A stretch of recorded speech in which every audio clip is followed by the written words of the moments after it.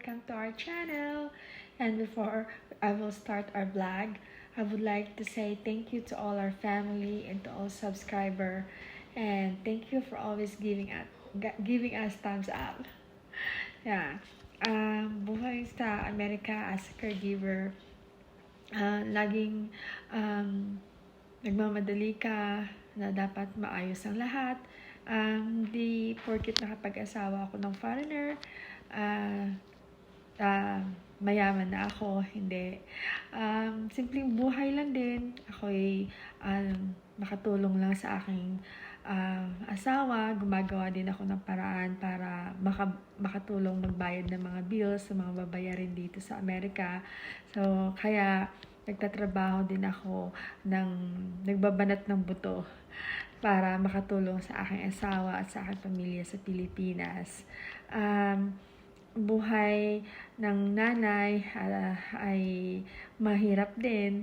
At the same time, nagtatrabaho. Tapos may anak ka na teenager. Salamat sa anak ko dahil masipag din siya magluto katulad ko. So, I think she got that from me. Ang mahilig magluto at kailangan niya minsan kunting encourage sa kanya. So, I'm so thankful na binigyan ako ng Diyos ng isang mabait at masipag na anak, masipag magluto at yun nga, siguro mana talaga sa akin. Mana talaga sa akin yung anak ko. Laging gusto niya, magluluto ako, mom. Ito yung gusto kong lutuin. So, tulungan lang din kami mag-asawa, nagtutulungan sa abot ng aming makakaya. Lagi kaming nagbibigayan. Yun naman talaga siguro ang sikreto. The secret of happy married is to give and take. And ayun, to always give your love and magpatawaran sa bawat isa ng mga weaknesses, ang mga pagkukulang natin.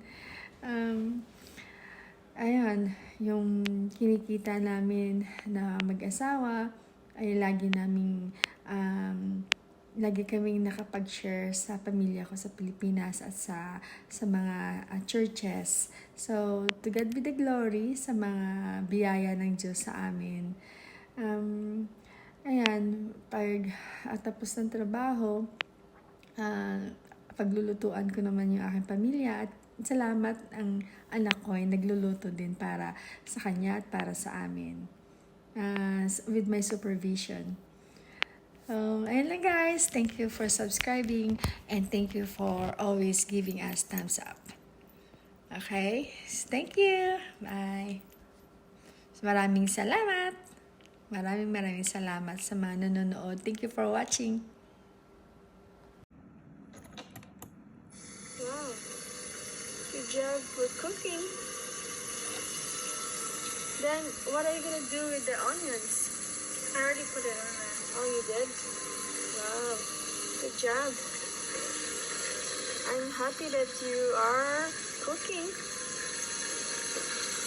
Is that your specialty? Good job, Gab. Let's say, smile to mommy. Wow. You're in the Philippines, we put the cheese all the time when we cook spaghetti. I think Italy. In Italy? Oh. That's how you learn? From mommy too? Say hi. Say hi.